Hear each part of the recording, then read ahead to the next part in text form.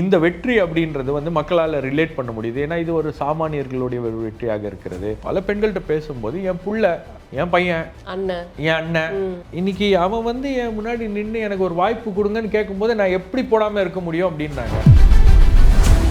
நீங்கள் இந்த தற்குறி அப்படின்ற அந்த வார்த்தை தான் வந்து திமுகவுக்கு ஒரு சம்மட்டி அடியாக இந்த தேர்தலில் அமைந்திருக்கிறது. கொளத்தூர் வந்து உங்களுக்கு அந்த லாஸ்ட் ஃபியூ டேஸ் வந்து it became a very tough battle. திமுகவுக்கு தெரியும், ஆரம்பத்துலேருந்தே தெரியும். சேகர் பாபு சொல்லியிருப்பாரு, நான் பார்த்துக்கிறேன் தலைவரை, ஒன்றும் பிரச்சனை இல்லை அப்படின்னு இருப்பாரு.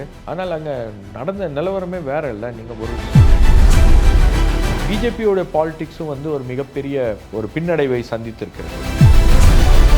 ஒரு அயற்சி ஏற்பட்டுருச்சா? இப்போ இந்த 60 ஆண்டு காலம் திராவிட கட்சிகளோட அந்த ஆதிக்கம் இருந்த இந்த தமிழ்நாட்டில் நிச்சயமா கண்டிப்பா அந்த ஃபெட்டிக் இருக்க தானே செய்யுது. அந்த ஃபெட்டிக் வந்து உங்களுக்கு ஓட்டிங்ல தெரியுது, அந்த ஃபெட்டிக் வந்து பிரச்சாரங்கள்ல தெரியுது. நிறைய பேர் வந்துட்டு 25% வராருன்னா சீட்டா கன்வெர்ட் ஆகுமேன்னு கேட்டாலும் அது ஒத்துக்கக்கூடிய மனநிலைமையில இல்லைங்கிறத பார்க்க முடிஞ்சிச்சு. அதுதான் ப்ராப்ளம். என்ன ப்ராப்ளம்னா, ஒரு முன்முடிவை நீங்க எடுத்துக்கிட்டு நீங்க களத்தை பார்த்தீங்கன்னா 25ம் வந்து ஒரு பெரிய நம்பரா இருக்காது. ஜாதி அடிப்படையிலையோ மத அடிப்படையிலையோ அப்படிங்கிற மாதிரி இந்த ஓட்டு யாருக்கும் விடுகலை. நீங்கள் சாதியோ மதமோ சமூகமோ நீங்கள் வந்து பணக்காரரோ ஏழையோ இது எல்லாத்தையும் வந்து அது ஓரங்கட்டி திருப்பூரில் மேயர் தினேஷ் அவர்களை தோக்கடித்த ஒரு கேண்டிடேட் வந்து ஒரு முடி திருத்தும் தொழிலாளி. அதே இன்னொரு ஊரில் வந்து ஒரு கேண்டிடேட் வந்து கறிக்கடை வச்சிருக்கிறவர். ராயபுரத்தில் ஒரு எக்ஸ் மினிஸ்டர் ஜெயக்குமார் அவர்களை தோக்கடித்தவர் வந்து ஒரு ஆட்டோ ஓட்டுநர். இந்த வெற்றி அப்படின்றது வந்து மக்களால் ரிலேட் பண்ண முடியுது. ஏன்னா இது ஒரு சாமானியர்களுடைய ஒரு வெற்றியாக இருக்கிறது. ஜென்சி தலைமுறையினர் செய்த புரட்சி, ஜென்சி அப்படின்ற அந்த ட்ரெண்டை தாண்டி அரசாங்க ஊழியர்களுடைய வாக்குகள், ஆசிரியர்களுடைய வாக்குகள், டாக்டர்ஸ் பெரிய அளவுக்கு வந்து இது போட்டிருக்காங்க. காரணம் என்னன்னா, இவர்கள் எல்லாம் வந்து கடுமையான அதிருப்தியில இருந்து வெற்றி அப்படின்றது ஒரு மிகப்பெரிய சுமை. இனிமேல்தான் இருக்கு நிறைய விஷயங்கள். அதான் இவ்வளவு நாள் விஜய் பேசின விஷயங்கள்லாம் வந்து இப்போ அவர் செயல்படுத்த வேண்டும் அப்படின்னா அது அவருக்கு முன் இருக்கக்கூடிய ஒரு மிகப்பெரிய சவால். பிசிகே, IUML இவங்கெல்லாம் வந்து ஆதரவு கொடுக்கறதுக்கு இவங்க மறுக்கிறாங்க அப்படின்னா மறுபடியும் ரீஎலெக்ஷன் போவதற்கு தவிர வேற வாய்ப்பு இல்லை. ரீஎலெக்ஷன் போனார்னா விஜய் இதை விட கூடுதல் நம்பரோட கம்ஃபர்டபுளாக ஆட்சி அமைப்பதற்கான வாய்ப்புகள் இருக்கு. ஃபைவ் மீடியா நேயர்களுக்கு வணக்கம். தற்போது நம்முடைய பத்திரிகையாளர் சபீர் அவர்கள் இணைந்திருக்கிறார்கள். பேசி நிறைய விஷயங்களுக்கு பேசலாம். வணக்கம். வணக்கம். பெரிதும் எதிர்பார்க்கப்பட்ட ஒரு முடிவு அப்படின்னு பார்க்க முடியுது. அண்டு நிறைய விஷயங்களை நீங்கள் கரெக்டாக சொன்னீங்கிறதுனால நேற்றிலிருந்து உங்களுக்கு வாழ்த்துக்களும் வந்துட்டுருங்கிறத நிறைய பேர் சொல்கிறாங்க. ஃபர்ஸ்ட் ஆஃப் ஆல் அதுக்கும் நான் உங்களுக்கு வாழ்த்துக்கள் சொல்லிக்கிறேன். நன்றி. தேங்க்யூ. இது வந்து எதிர்பார்த்தது, நீங்கள் எதிர்பார்த்த ஒரு முடிவாக இருந்ததுங்கிறத தான் பார்க்க முடியுது. நிறைய பேர் வந்து அட்லீஸ்ட் ஒரு 40 வரைக்கும், அது 40 சீட்ஸாவது வரும் டிவிக்கு அப்படிங்கிற அளவுக்கு வந்துட்டாங்க. கடைசி நிலவரத்தில் யாரும் வந்துட்டு 100 எக்ஸ்பெக்ட் பண்ணலை அப்படிங்கிறதெல்லாம் பார்க்க முடிஞ்சிச்சு. இது எக்ஸ்பெக்ட் பண்ண ரிசல்ட் உங்களுக்கு எப்படி இருந்தது நேற்று? இது நீங்கள் எக்ஸ்பெக்ட் பண்ணது நடந்ததுங்கிறப்ப பெரிய சர்ப்ரைஸ் ஒன்றும் இல்லை.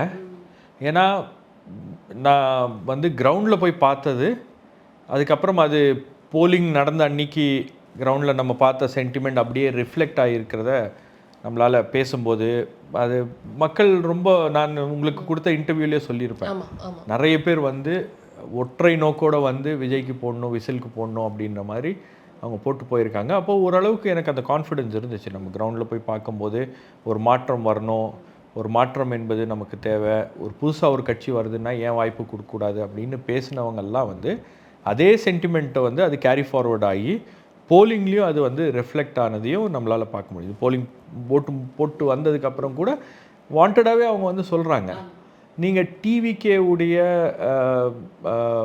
டிவிகேக்கு வாக்களித்தவங்க வந்து ரொம்ப லவுடாக இருக்காங்க, அவங்க சோஷியல் மீடியாலாம் பயங்கரமாக நாய்ஸ் க்ரியேட் பண்ணுற மாதிரி க்ரியேட் பண்ணுறதுனால உங்களுக்கு அப்படி தோணுது. ஆக்சுவலாக பார்த்தீங்கன்னா சைலண்ட் ஓட்டர்ஸ் தான் வந்து இதில் மெஜாரிட்டி அப்படின்லாம் வந்து பல பேர் பல விஷயங்களை சொல்லிட்டு இருந்தாங்க. அதுக்கப்புறம் வந்து ஓட் பர்சன்டேஜ் அதிகமானதுக்கு வந்து SIR காரணம் அப்படின்னாங்க. SIR ஒரு காரணமாக இருந்தாலும் அந்த நம்பர்ஸ் வந்து 75 அப்படின்னு இருக்கிறது 85 வந்ததுக்கு வேணும்னா SIR காரணமாக இருக்கலாம். ஆனால் வாக்குகள்லாம் வந்து பழைய மாதிரி தான் அவங்க போட்டிருக்காங்க அப்படின்றதுக்கு எந்த உத்தரவாதமும் இல்லை. அப்போ இந்த விஷயங்களெல்லாம் வச்சு நம்ம வந்து அப்போவே சொன்னது தான், விஜய்க்கு அதிக வாக்குகள் விழுந்திருக்கிறது, மக்கள் பெரிய அளவில் விஜய்க்கு வாக்களித்திருக்கிறார்கள். ஸோ இந்த ரிசல்ட்ஸ், இந்த நம்பர்ஸ்லாம் வரும்போது, காலையிலேயே அந்த ஏர்லி ட்ரெண்ட்ஸ்லாம் வரும்போது நிறைய பேர் எனக்கு மெசேஜ் அனுப்ப ஆரம்பிச்சிட்டாங்க, நிறைய பேர் வாழ்த்து தெரிவித்தாங்க. நம்ம சொன்ன விஷயங்கள் நம்ம பார்த்த விஷயங்களை தான் நம்ம ரிப்போர்ட் பண்ணோம். எக்ஸாஜரேட் பண்ணி ஒன்றும் சொல்லலை, அதே போல் அண்டர் எஸ்டிமேட் பண்ணியும் ஒன்றும் சொல்லலை. என்ன கிரவுண்ட் லெவல்லேருந்து என்ன ஃபீட்பேக் வருதோ அதை நம்ம வந்து ரிப்போர்ட் பண்ணோம். ஸோ அந்த ரிப்போர்ட் பண்ண விஷயங்கள்லாம் வந்து சரியாக நடந்திருக்கிறது. ஃபார் எக்ஸாம்பிள் பூத் லெவலில் ஒரு கணக்கு சொன்னோம். நம்ம ஒரு பூத்தில் ஒரு 100 ஓட்டு விஜய்க்கு போட்டாலும் 75,000 பூத்தில் 75 லட்சம் வாக்குகள் வருது. ஒரு 250 ஓட்டு விஜய்க்கு ஒரு பூத்தில் விழுந்தாலும் கிட்டத்தட்ட அது 1,80,00,000 வாக்குகளோ 70 லட்சம் வாக்குகளோ வருது அப்படின்னும் போது அதெல்லாம் வந்து கரெக்டாக நடந்திருக்கிறது. அப்போ இது எல்லாமே வந்து நம்ம ஒர்க் அவுட் பண்ணி ஒரு கணக்கை சொல்லும்போது அது நடக்கும்போது ஒரு பக்கம் மகிழ்ச்சியாக இருந்தாலும் இன்னொரு பக்கம் வந்து உங்களுக்கு அந்த மெஜாரிட்டி மார்க்கை அவங்க கிராஸ் பண்ணோம் அப்படின்றது அதில் வந்து உங்களுக்கு ஒரு கடுமையான போட்டி இருக்கும்போது அவங்க சிங்கிள் லார்ஜஸ்ட் பார்ட்டியாக வருவாங்க.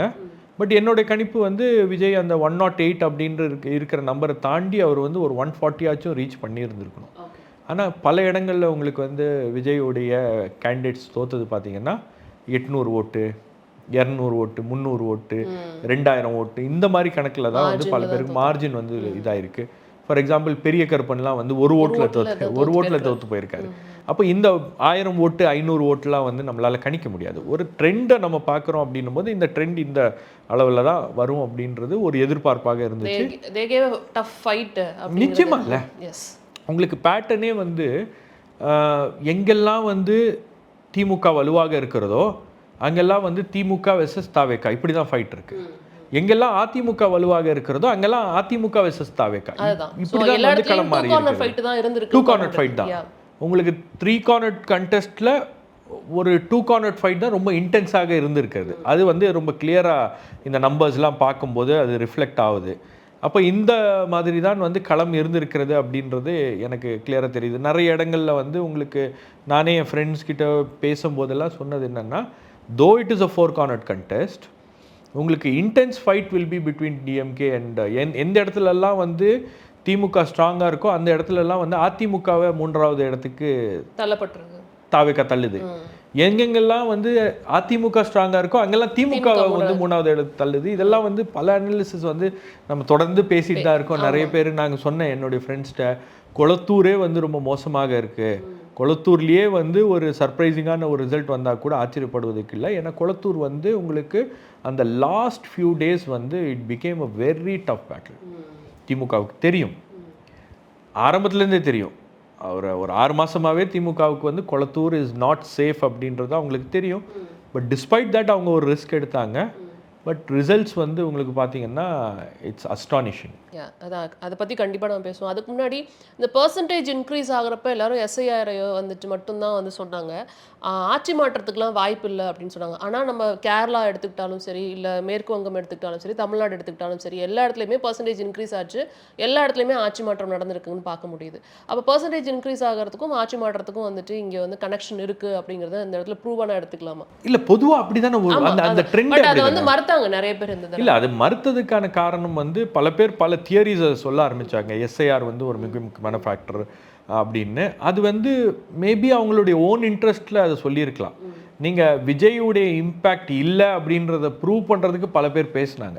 இந்த மாதிரி போலிங் நம்பர்ஸ்லாம் இன்க்ரீஸ் ஆனதுக்கு வந்து இப்படி தாங்க, இதுதான் காரணமாக இருக்க முடியும், விஜய்லாம் ஒரு பொருட்டே கிடையாது. தொடக்கத்துலேருந்து நான் வந்து ஒரு விஷயத்தில் ரொம்ப உறுதியாக இருந்தது என்னென்னா, நீங்கள் விஜய் அப்படின்ற ஒரு நபரை, அவர் ஒரு திரை நட்சத்திரம், அதை தாண்டி அவர் ஒரு அரசியல் கட்சியை தலைவராக, அரசியல் கட்சியாக அவர் வந்து உருவெடுத்திருக்கிறார் அப்படின்னும் போது அவரை நீங்கள் அண்டர் எஸ்டிமேட் பண்ணாதீங்க அப்படின்றது தான். ஆனால் பல பேர் வந்து அதை அண்டர் எஸ்டிமேட் பண்ணதுன்னு விளைவு பண்ணாங்கன்னு நினைக்கிறீங்களா? நிச்சயமாக பண்ணாங்க. இல்லை, நான் திமுக அவரை அண்டர் எஸ்டிமேட் முதல்ல பண்ணாங்க. கரூருக்கு பிறகு தான் அவங்க வந்து கொஞ்சம் ஜாக்கிரதையாக டீல் பண்ண ஆரம்பித்தாங்க. But by then it was too late. நீங்கள் கரூர் வந்து நடந்திருக்கக்கூடாத ஒரு நிகழ்வு. கரூர் நடந்ததுக்கு பிறகு வந்து மக்களுடைய மனநிலையில் ஒரு பெரிய மாற்றம் என்பது வந்துச்சு. நீங்கள் வந்து கரூர் ட்ராஜடியை நீங்கள் வந்து தடுத்திருக்கலாமா அப்படின்னா ஒரு அரசாங்கம் நினைச்சிருந்தால் அதை செய்திருக்க முடியும். பட் அதை செய்யலை அப்படின்றது வந்து உள்ளபடி அந்த கேள்விகள் வந்து மக்கள் மனசில் இருக்குது. நீங்கள் இன்றைக்கி கூட நீங்கள் கரூருக்கு போனீங்கன்னா, கரூருடைய அந்த மக்கள்கிட்ட பேசுனீங்கன்னா அவங்க பல கேள்விகளை எழுப்புகிறாங்க. கேள்விகள் மேலே கேள்விகள் அவங்களுக்கு இருக்குது. நீங்கள் கரூர்லேயே பார்த்தீங்கன்னா உங்களுக்கு ஃபைட் வந்து பிட்வீன் ஏடிஎம்கே அண்ட் டிவிகே தான் இருக்குது. எம்ஆர் விஜயபாஸ்கர் ஜெயிச்சாரு, but fight was between ADMK and TVK. DMK வந்து பின்னுக்கு தள்ளிட்டாங்க. அதே மாதிரி கரூர்லேருந்து கோயம்புத்தூர் சவுத்துக்கு போன செந்தில் பாலாஜி வந்து ஒரு 3000 ஓட்டு மார்ஜினில் தான் அவரால் ஜெயிக்கவே முடிஞ்சிருக்கிறது. அந்த அளவுக்கு சிரமப்பட்டு தான் ஜெயிக்க வேண்டிய ஒரு கட்டாயம் என்பது வந்திருக்கிறது. அப்போது உங்களுக்கு வந்து மக்களுடைய சென்டிமெண்ட் அப்படின்றது வந்து வேறு விதமாகவும் இருந்துச்சு. அரசியல் கட்சிகளுடைய சென்டிமெண்ட் அப்படின்றது பார்த்தீங்கன்னா உங்களுக்கு வந்து விஜய் வந்து என்ன தாக்கத்தை ஏற்படுத்திடுவார், மிஞ்சி போனால் ஒரு 8% வருவாரா, 12 வரலாம், இல்லை இப்போ 8% தான், அவ்வளோதான். அதுக்கு மேலே எல்லாம் ஒன்றும் பெரிய தாக்கத்தை ஏற்படுத்த மாட்டார். மிஞ்சி போனால் ஒரு 12 to 15 வருவார். அதுக்கப்புறம் 18ன்னாங்க, அதுக்கப்புறம் 20ன்னாங்க, அதுக்கப்புறம் 25ன்னாங்க. நீங்கள் 25, 20 ஒரு கட்சி கிராஸ் பண்ணுது அப்படின்னா நீங்கள் 8 வந்துச்சு அப்படின்னாலே அது வந்து ஒரு ஸ்பாய்லர். ஏன்னா உங்களுக்கு விஜயகாந்தோடைய வருகையின் போது அந்த ஸ்பாய்லர் எஃபெக்ட் என்ன அப்படின்றது நமக்கு தெரியும். ஏன்னா டிஎம்கே வந்து வாஸ் புஷ் டு 96 சீட்ஸ், அவங்களால மெஜாரிட்டி கூட வர முடியல. அப்போது உங்களுக்கு அந்த ஸ்பாய்லர் எஃபெக்ட் என்னன்னு தெரியும். 15% வராங்கன்னா அதை டிஸ்டர்ப் பண்ணுறாரு. 20% வர்றாரு அப்படின்னா அந்த என்டையர் ஈக்குவேஷனை வந்து மாற்றுறாரு, எலெக்ஷன் டைனமிக்ஸ் அவர் மாற்றுறாரு. 25%லாம் வராருன்னா திமுக அதிமுகவுக்கு ஈக்குவலாக வந்து ஹீஸ் பிரீச்சிங் நியூ ஃப்ரான்டியர்ஸ். அதே மாதிரி உங்களுக்கு வந்து 25% அவர் கிராஸ் பண்ணுறாரு அப்படின்னா இந்த 2 கட்சிகளையும் வந்து ஒதுக்கிட்டு நிறைய பேர் வந்து 25% வராருன்னா சீட்டாக கன்வெர்ட் ஆகுமேன்னு கேட்டாலும் அது ஒத்துக்கக்கூடிய மனநிலைமையில இல்லைங்கிறத பார்க்க இல்லை. நீங்கள் அதுதான் ப்ராப்ளம். என்ன ப்ராப்ளம்னா ஒரு முன்முடிவை நீங்கள் எடுத்துக்கிட்டு நீங்கள் களத்தை பார்த்தீங்கன்னா 25 வந்து ஒரு பெரிய நம்பராக இருக்காது. 30 வந்தாலும் 20 சீட் தான் வரும் அப்படின்னு பேசுவாங்க. ஆனால் உங்களுக்கு ஆக்சுவலாக நீங்கள் அந்த 25 நம்பர்ஸ் நம்ம பேசுகிறோம். அதாவது 20% பெரிய நம்பரு, 25%ன்றது பெரிய நம்பர். நீங்கள் 25%லாம் வராருன்னா ஒரு மொமெண்டம் அந்த கட்சிக்கு இருக்குன்னு தானே அர்த்தம். அப்போ அந்த மொமெண்டம் வந்து 25ல மட்டுமே ஸ்டாப் ஆயிருமா? ஆகாது. அது வந்து 25-30 மாறலாம், 30-35 மாறலாம். அது வந்து மேலே போயிட்டே இருக்கும். அப்போ இந்த மொமெண்டம் வந்து அதில் இருந்து கிளியராக நமக்கு தெரியுது. ஒப்பீனியன் போல்ஸில் எனக்கு தெரிஞ்சு நான் பார்த்த எல்லா ஒப்பீனியன் போல்ஸையும் நான் ட்ராக் பண்ணிகிட்ருக்கேன். விஜய்க்கு 10லேருந்து ஆரம்பித்தாங்க, 14, 15, 25 வரைக்கும் வந்து கொடுக்க ஆரம்பித்தாங்க. எக்ஸிட் போல்ஸில் தான் வந்து உங்களுக்கு பார்த்தீங்கன்னா விஜய்க்கு 24 அந்த மாதிரி ஒரு நம்பர்லாம் வந்துச்சு. ஒரு எக்ஸிட் போல் தான் ஆக்சிஸ் மை இந்தியா மட்டும்தான் 35 அப்படின்னு கொடுத்தாங்க. பட் அவங்களுக்கு 2 பேருக்கும் 35 கொடுத்தாங்க, ப்ளஸ் 2 பேருக்கும் கொடுத்தாங்க. ஆமாம், 2 பேருக்கும் 35 கொடுத்தாங்க. அப்போ உங்களுக்கு வந்து அந்த 25 மார்க்கை வந்து 25 விஜய் ரீச் பண்ணுறாரு அப்படின்னாலே he is equally performing like DMK and ADMK in Dhar individual capacity. இப்போ திமுகவுடைய இண்டிவிஜுவல் ஓட் ஷேர் மட்டும் வந்து பார்த்தீங்கன்னா இன்னைக்கு எலெக்ஷன் கமிஷன் வெப்சைட்டில் நீங்கள் போய் செக் பண்ணிங்கன்னா 24 ஆர் சம்திங் இருக்குது, 24% இருக்குது. அப்போ 24% ஒரு திமுகவுடைய ஒரு ஒரிஜினல் ஓட் ஷேர் இருக்கு, அவ்வளோ பலத்தோட அவங்க தோக்குற ஒரு எலெக்ஷன்லேயும் அப்படி தான் இருக்குது. அதிமுக 21% அந்த மாதிரி ஏதோ ஒன்று இருக்குது. அப்போ இந்த அளவுக்கு வந்து அவர் வந்து வலுவாக இருக்கிறார் அப்படின்றத வந்து நம்மளால் புரிஞ்சிக்க முடியுது இல்லையா? அப்போ இதெல்லாம் வந்து கிளியர் இண்டிகேஷன்ஸ் இல்லை. ஸோ ஏதோ ஒரு வகையில் அவருக்கு ஒரு சர்ஜ் இருக்குது, ஏதோ ஒரு வகையில் அவருக்கு ஒரு மொமெண்டம் இருக்குது அப்படின்றத ரொம்ப கிளியராக ப்ரூவ் பண்ணக்கூடிய விஷயங்களாக இருக்கிறது. அப்போ இதெல்லாம் வந்து பார்த்ததுக்கப்புறம் கூட விஜயை வந்து அண்டர் எஸ்டிமேட் பண்ணுறதோ, விஜயை வந்து ஒன்றும் பெரிய தாக்கத்தெல்லாம் அவர் ஏற்படுத்த மாட்டார், அவர் 20 சீட் தாங்க ஜெயிப்பார், அவர் முதல்ல சிங்கிள் டிஜிட்டில் தான் ஜெயிப்பார் அப்படின்னாங்க, அப்புறம் 20 அப்படின்னாங்க. அப்போ இதெல்லாம் வந்து எனக்கே ரொம்ப ஆச்சரியமாக இருந்துச்சு. ரிசல்ட்டுக்கு அப்புறமும் எப்படி போயிட்டு இருக்கு அப்படின்னா, வாக்களித்தவர்கள் வந்து எப்படி சொல்றது, தே ஆர் நாட் இன்டலெக்சுவல் அப்படிங்கிற மாதிரியான விஷயங்களை வந்துட்டு பரப்புறதை பார்க்க முடியுது.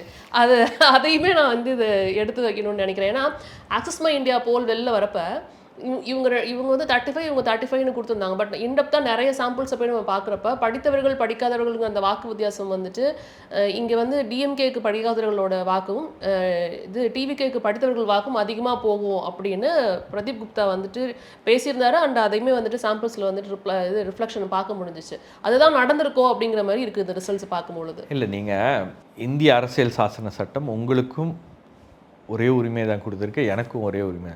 நீங்கள் பிரதமராக இருந்தாலும் உங்களுக்கு ஒரு வாக்கு தான், நீங்கள் ஜனாதிபதியாக இருந்தாலும் உங்களுக்கு ஒரு வாக்கு தான், நீங்கள் ஒரு சாமானியனாக இருந்தாலும் உங்களுக்கு ஒரு வாக்கு தான்.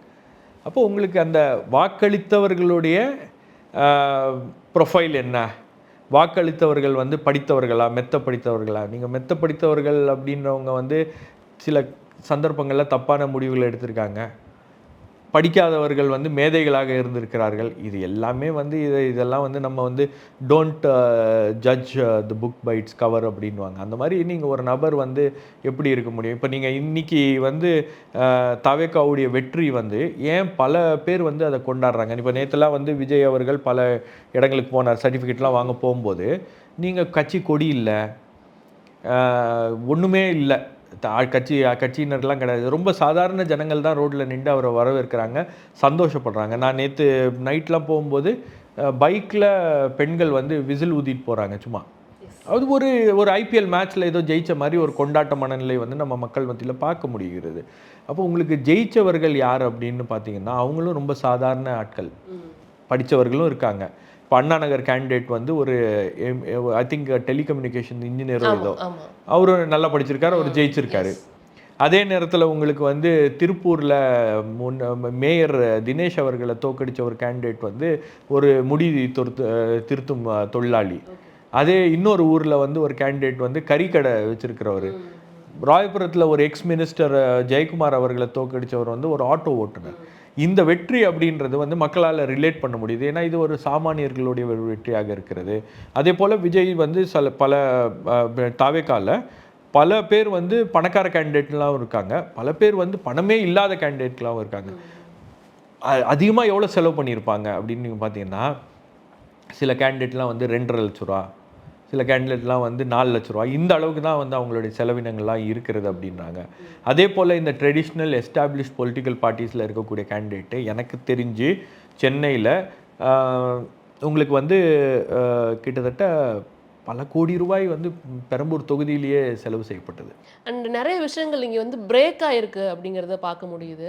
ஃபார் எக்ஸாம்பிள், இதை நான் வந்து எக்ஸாகரேட் பண்ணணும்னு நினைக்கல, பட் பார்க்கும்பொழுது தெளிவாக தெரியுது. ஒரு ஒரு ஜாதி அடிப்படையிலையோ மத அடிப்படையிலையோ அப்படிங்கிற மாதிரி இந்த ஓட்டு யாருக்கும் விழுகலை அப்படிங்கிறது, அது ரொம்ப எளிதாக இத்தனை ரெண்டு திராவிட கட்சிகளும் மாறி மாறி தடுக்க நினைச்சாங்களா இல்லையாங்கிறது நம்மளுக்கு தெரியாது. அந்த விஷயத்தை ரொம்ப இலகுவாக அவங்க பிரேக் பண்ணிட்டாங்களோ அப்படிங்கிற மாதிரி சில விஷயங்கள் எனக்கு தோணுது. இல்லை, அது மக்களுடைய உணர்வுகள் தானே. நீங்கள் வந்து ஒரு புதுசாக ஒரு சக்தி, ஒரு ஆல்டர்னேட்டிவ் ஃபோர்ஸாக வருது அப்படின்னும் போது விஜய் வந்து ஆல்ரெடி ஒரு கனெக்ஷனை எஸ்டாப்ளிஷ் பண்ணி வச்சுருக்காரு அவருடைய ஃபேன்ஸ், அவருடைய மக்கள் மத்தியில். அப்போ அந்த அந்த அந்த அந்த உணர்வு இருக்கு இல்லையா, அது எல்லாத்தையும் வந்து அது ட்ரம்ப் பண்ணுது. நீங்கள் சாதியோ மதமோ சமூகமோ, நீங்கள் வந்து பணக்காரரோ ஏழையோ, இது எல்லாத்தையும் வந்து அது ஓரங்கட்டி ஒரு புது விஷயத்தை நம்ம பண்ணுறோம் அப்படின்ற அந்த உணர்வை வந்து கொண்டு வருது, ஒரு மாற்றத்தை நம்ம உருவாக்குறோம். இப்போ இளைஞர்கள்லாம் வந்து புதிய வாக்காளர்கள்லாம் நிறைய பேர் வந்து விஜய்க்கு வாக்களித்தாங்க. என்ன உணர்வோடு வந்து வாக்களிப்பாங்க? எனக்கு ஒரு வாய்ப்பு கிடைக்கிது தமிழக அரசியலில் ஒரு மாற்றத்தை உருவாக்குறதுக்கு, நான் அதை செய்ய போகிறேன். இளைஞர்கள் போய் வாக்களிச்சிருக்காங்க பெரிய அளவில், ஏதோ ஒரு பெரிய விஷயம் நடக்குது, ஒரு மாற்றம் நடக்கிறது, அப்போ அதில் என்னுடைய பங்களிப்பு இருக்கணும் அப்படின்னு வராங்க. பெண்களுக்கு வந்து ஆமாம், நம்ம வந்து திமுக அதிமுக இவங்க மாறி மாறி இப்படியே தான் போட்டிருக்கோம், எங்களை வந்து இவங்க பாடாப்படுத்திட்டு இருக்காங்க, நாங்கள் வந்து புதுசாக ஒருத்தருக்கு ஒரு வாய்ப்பு கொடுப்போமே, அதுவும் நம்ம வந்து நம்ம வீட்டு பையன், நம்ம வீட்டு தம்பி, நம்ம வீட்டு அண்ணன் அப்படின்ற ஒரு சென்டிமெண்ட்டோட அட்டாச் ஆகிருக்கக்கூடிய பெண்கள் அதிகமாக இருக்காங்க. ஒரு அயற்சி ஏற்பட்டுச்சு வந்து 60 ஆண்டு காலம் திராவிட கட்சிகளோட அந்த ஆதிக்கம் இருந்த இந்த தமிழ்நாட்டில் நிச்சயமா இருக்கு. திராவிட கட்சியே இல்லாத ஒரு ஆட்சி அமைது மறுபடியும் 60 வருடம் கழித்து அப்படிங்கிறப்ப ஒரு ஃபேட்டிக் இங்கே இருக்குங்கிறத எடுத்து கண்டிப்பாக அந்த ஃபெட்டிக் இருக்க தானே செய்யுது. அந்த ஃபெட்டிக் வந்து உங்களுக்கு ஓட்டிங்கில் தெரியுது, அந்த ஃபெட்டிக் வந்து பிரச்சாரங்களில் தெரியுது. நீங்கள் திமுக அதிமுகவோட பிரச்சாரம் பெரிய அளவில் மக்கள்கிட்ட போய் ரீச் ஆகல, அவங்களுடைய மேனிஃபெஸ்டோ பேசப்படும். திமுக அதிமுக தலைவர்கள் பேசவில்லை என்றாலும் அவங்களுடைய மேனிஃபெஸ்டோ வந்து ஒரு பெரிய பேச்சு பொருளாக இருக்கும். அந்த மேனிஃபெஸ்டோ பற்றி யாரும் பேசலையே. நீங்கள் 8000 ரூபா கூப்பன் கொடுக்குறோம் அப்படின்னாங்க, அந்த கூப்பனை பற்றி எங்கே யாரும் வந்து விவாதித்தாங்க, எங்கே அதை வரவேற்றாங்க, எங்கே அதை பற்றி பேசினாங்க? எந்த விவாதமும் இல்லை. ஃப்ரிட்ஜு கொடுக்குறோன்னு அதிமுக சொல்லிச்சு, அதை பற்றி யாருமே பேசலை. அப்படின்னும் போது உங்களுக்கு இது எல்லாமே வந்து மக்கள் வந்து வேற ஒரு மனநிலையில் இருக்காங்க. நாம் ஏதோ ஒரு விஷயத்தை மாற்றணும் அப்படின்னு நினைக்கிறாங்க. நான் அதே ஏற்கனவே சொன்னது தான், நீங்கள் வந்து நியூ ஓட்டர்ஸ், இளைஞர்கள், பெண்கள், பொலிட்டிக்கல் பீப்புள், அதாவது எனக்கும் அரசியலுக்கும் சம்மந்தம் இல்லை, நான் ஓட்டு போடணும் அப்படின்ற மனநிலையில் இருந்தேன்னா போய் ஓட்டு போடுவேன், இல்லைனா நான் ஓட்டு போட மாட்டேன் அப்படின்னு இருக்கக்கூடிய மனநிலையில் இருக்கக்கூடியவர்களை எல்லாம் வந்து போலிங் பூத்துக்கு வர வச்சு வாக்களிக்க வைத்திருக்கிறார் விஜய் அப்படின்னா, அது ஏதோ ஒரு இடத்துல ஒரு மாற்றத்தை நம்ம கொண்டு வரோம் அப்படின்ற அந்த உணர்வு வந்து மேலோங்கி இருக்குது மக்கள் மத்தியில். அதுதான் நான் வந்து தொடர்ந்து பேசிகிட்டு இருக்கேன். நீங்கள் மாற்றம் அப்படின்றது வந்து ஒரு பஸ் வேர்டாக இந்த எலெக்ஷனில் இருந்துச்சு. நான் கிட்டத்தட்ட ஒரு 6-7 மாதம் முன்னாடி ஏதோ ஒரு உங்கள் நிகழ்ச்சியில் தான் நினைக்கிறேன், நம்ம இதில் ஜேர்னலிஸ்ட் சமிட்டில் தான் பேசினேன் நினைக்கிறேன். மாற்றம் is the bus word for Tamil Nadu elections அப்படின்னு 3 மாதம் முன்னாடி பேசினேன் நான். அப்போ இந்த உணர்வு வந்து உங்களுக்கு ஆல்ரெடி கீழே இருக்குது. விஜய் அவருடைய கேம்பெயின்லேயும் அவருடைய பிரச்சாரங்கள்லையும் அதை வந்து அவர் அது சஸ்டெயின் பண்ணார் அந்த மொமெண்டத்தை. அவரால் அந்த மொமெண்டத்தை சஸ்டெயின் பண்ண முடியுமா அப்படின்னா அதுவே பல பேர் வந்து அண்டர் எஸ்டிமேட் பண்ணாங்க. அவரால் வந்து அந்த அளவுக்கு பண்ண முடியாது, அவரால் வந்து அந்த மொமெண்டத்தை சஸ்டெயின் பண்ண முடியாது. பட் கடைசி நாள் வரைக்கும் அந்த மொமெண்டத்தை வந்து விஜய் மெயின்டைன் பண்ணார். கடைசி நாள் அவர் பேசின அந்த ஸ்பீச் இருக்கு இல்லையா நந்தனமில், அதுவே வந்து பல பேருடைய மனங்களை மாற்றக்கூடிய ஒரு ஸ்பீச்சாக இருந்துச்சு. பல பேர் வாக்களித்தாங்க. எனக்கு தெரிஞ்சு திருப்பூர்லேருந்து ஒருத்தர் கூப்பிட்டார், என் நம்பரை எங்கேருந்து கண்டுபிடிச்சாருன்னு தெரியல. என்னை கூப்பிட்டு, சார் நான் வந்து ஒரு இஸ்லாமிய சமூகத்தை சேர்ந்தவன், நான் எங்கள் குடும்பமே விஜய்க்கு வாக்களிச்சிருக்கேன், ஆனால் எக்ஸிட் போலில் இந்த மாதிரி வருது, என்னால் நம்பவே முடியல. நீங்கள் தான் வந்து இந்த எக்ஸிட் போல்லாம் தப்பாக போகலாம், எல்லாமே திமுக ஜெயிச்சிருன்றாங்க, நீங்கள் வந்து இந்த எக்ஸிட் போல் தப்பாக போகலான்னு நீங்கள் சொல்லியிருக்கீங்க, அப்போ உண்மையிலேயே இது நடக்குமா நடக்காதா சார் அப்படின்னு. நேற்றைய தினம் அவர் எனக்கு ஒரு வாய்ஸ் நோட் எடுக்கிறார், எங்கள் குடும்பமே ரிசல்ட்ஸை பார்த்து அழுவுது சார், எங்களுக்கு அந்த அளவுக்கு மகிழ்ச்சியாக இருக்குது அப்படின்றாரு. நான் வேணால் சென்னைக்கு வரும்போது உங்களை வந்து சந்திக்கிறேன் அப்படின்லாம் பேசிகிட்டு இருந்தார். அப்போ ஏதோ ஒரு இடத்துல வந்து இவங்க அந்த அந்த அந்த இது இருக்கு இல்லையா, என்ன சொல்கிறது, அந்த அந்த கனெக்ஷன் இருக்கு இல்லையா, அந்த கனெக்ஷனும் அந்த நம்பிக்கையும் வந்து அவங்களுக்கு விஜய் மேலே வந்து ஒரு எதிர்பார்ப்பும் வந்து மிக அதிகமாக இருக்கிறது. இப்போ இந்த எதிர்பார்ப்பை விஜய் வந்து எப்படி பூர்த்தி செய்ய போறார் அப்படின்றது ஒரு கேள்வி. மிகப்பெரிய ஒரு விஷயம். அது ஒரு சந்தோஷத்தை அவருக்கு கொடுத்தாலும் அது ஒரு மிகப்பெரிய பொறுப்பு, சுமை எல்லாமே. வெற்றி அப்படின்றது ஒரு மிகப்பெரிய சுமை. இனிமேல தான் இருக்கு நிறைய விஷயங்கள். அதான் இவ்வளவு நாள் விஜய் பேசின விஷயங்கள்லாம் வந்து இப்போ அவர் செயல்படுத்த வேண்டும் அப்படின்னா அது அவருக்கு முன் இருக்கக்கூடிய ஒரு மிகப்பெரிய சவால். நிச்சயமா அது வந்துட்டு அதுவும் அந்த அந்த சுமை அவங்களுக்கு புரிஞ்சிருக்கும்னு நினைக்கிறோம். எப்படி அது போக போகுதுங்கிறத தொடர்ந்து பார்க்கலாம். இதில் நம்ம பேசிட்டு இருக்கிறப்ப சொன்னேன், இந்த ஜாதி மதம் கடந்து இது நடந்திருக்கு அப்படின்னு. அண்டு ரொம்ப இலகுவான சில விஷயங்கள், அதாவது 2 திராவிட கட்சிகளும் பண்ணாத பல விஷயங்கள் என்ன நடந்திருக்கு அப்படின்னா, 21 பேருக்கும் மேலே தலித் வேட்பாளர்கள் வந்து வெற்றி பெற்றிருக்கிறாங்கன்னு பார்க்க முடியுது. 12 பெண் வேட்பாளர்கள் வெற்றி பெற்றிருக்கிறாங்கிறத பார்க்க முடியுது. அதாவது இந்த சைடும் பார்க்கலாம், இன்னும் சொல்ல ஃபார்வர்ட் கம்யூனிட்டியில் இருக்கிற 2 பேர் வெற்றி பெற்றிருக்கிறாங்கிறத பார்க்க முடியுது. இது வந்து இவங்க பண்ணலை, திராவிட கட்சிகள் பண்ணல, இது இங்கே நடந்திருக்கு. அதுவுமே இங்கே ஒரு பெரிய பேசு பொருளாக மாறி இருக்கு. ரொம்ப இலகுவாக அதை வந்துட்டு கடந்துட்டாங்களா? இல்லை, நீங்கள் திராவிட கட்சிகள் பண்ணலை அப்படின்னு இல்லை, திராவிட கட்சிகள் இதை வந்து ஒரு காலகட்டத்தில் அவங்கள செஞ்சுருக்காங்க. இப்போ திராவிட கட்சிகள் வந்ததுக்கு பிறகு தான் தமிழ்நாட்டில் வந்து அரசியல் அதிகாரத்துக்கு வராத சமூகங்கள்லாம் வந்து அவங்களுக்கு ஒரு அரசியல் அதிகாரம் என்பது கிடைத்திருக்கிறது. பொது தொகுதி வந்து வாங்குறதுங்கிறது இன்னுமே நிறைய பேருக்கு பெரிய சவாலா இல்ல. அதுதான், அது ஒரு பேட்டர்னை மாத்திட்டாங்க. நீங்க அதை வந்து அந்த அந்த அந்த அந்த விஷயங்களை எல்லாம் வந்து அவங்க வேறு விதமான ஒரு சோஷியல் இன்ஜினியரிங் பண்ணி அந்த அந்த இதை மாற்றி இருக்கணும். அதை அவர்கள் செய்யவில்லை. இப்போ அது வந்து மாறி இருக்கு. என்னை பொறுத்த வரைக்கும் இந்த எலெக்ஷனில் அது நடந்திருக்கிறது. அடுத்த எலெக்ஷனில் விஜய்க்கு இதே மாதிரி வாக்களிப்பார்களா மக்கள் அப்படின்னா கிடையாது. அடுத்த எலெக்ஷனில் வந்து கேண்டிடேட் யாருன்னு பார்ப்பாங்க, அவங்களுடைய காஸ்ட் என்னன்னு பார்ப்பாங்க. அப்போ உங்களுக்கு ஒரு எலெக்ஷனில் தான் இந்த ஃபினாமினன் அப்படின்றது ஒர்க் ஆகும். உங்களுக்கு சாதி மதங்களை கடந்து மக்கள் வாக்களித்தாங்க அப்படின்ற அந்த இது. ஆனால் அதை அவர் தொடர்ந்து அதை எப்படி மெயின்டைன் பண்ண போகிறாரு அப்படின்றது ஒன்று இருக்குது. நீங்கள் சாதி மதங்களை கடந்து நீங்கள் வந்து ஒரு புதிய ஒரு வரலாற்றை நீங்கள் படைத்து இருக்கிறீர்கள், அதில் எந்த மாற்று கருத்தும் இல்லை. ஆனால் இதை சஸ்டெயின் பண்ணுறதுக்கு வந்து நீங்கள் ஆட்சி அதிகாரத்தில் இருக்கும்போது அதை செய்கிறத விட நீங்கள் களப்பணியாற்ற வேண்டும். அரசியல் ரீதியாக நீங்கள் வந்து கீழே வேலை பார்க்கணும்.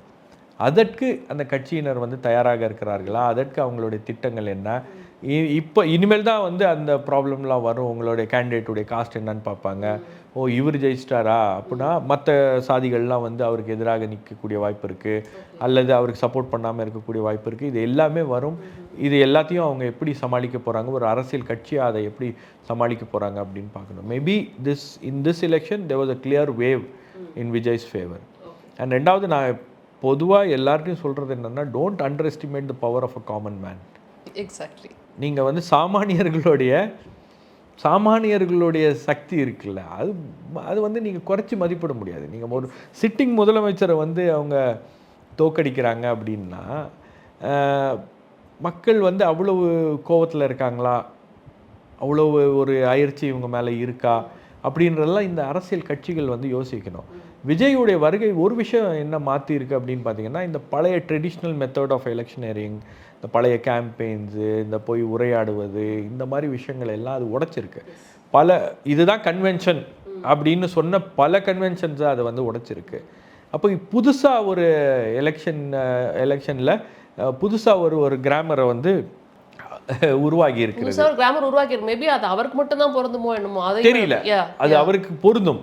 ஆனால் அதே சமயத்தில் அதை வந்து காப்பி பண்ணி இன்னொரு கட்சியும் அப்படி பண்ணும் அப்படின்னு நினைச்சதன் விளைவு தான் வந்து திமுகவுக்கும் அது ஒரு மிகப்பெரிய பிரச்சனையாக மாறிது. இப்போ விஜயுடைய கூட்டத்தில் வந்து எல்லாரும் வந்து துண்டை சுற்றுறாங்க அப்படின்னா, முதலமைச்சர் வரும்போது நீங்களும் துண்டை சுற்றணும்னு கையில் துண்டை கொடுத்து சுற்ற வச்சது, அவங்க செல்ஃபி எடுக்கிறாங்கன்னா நீங்களும் செல்ஃபி எடுக்கிறது, அவங்க ரேம்ப் வாக் நடக்கிறாங்கன்னா நீங்கள் ஆல்ரெடி ரேம்ப் வாக்லாம் நடந்திருக்கீங்க, நீங்கள் மறுபடியும் பண்ண வேண்டிய கட்டாயம்லாம் கிடையாது, அவங்க வந்து யங்ஸ்டர்ஸோட பேசுகிறாங்க அப்படின்னா நீங்களும் வைப் பண்ணுறது, எல்லாமே வந்து காப்பி அடிக்கிற மாதிரியே இருக்கும்போது ஏதோ ஒரு வகையில் மக்கள்லாம் அதை பார்க்குறாங்க இல்லையா, இவர் பண்ணுறதே அவங்களும் பண்ணுறாங்க, அவர் பண்ணுறத தான் வந்து இவங்களும் ஃபாலோ பண்ணுறாங்க அப்படின்ற மாதிரி ஒரு எண்ணம் மக்கள்கிட்ட வருது.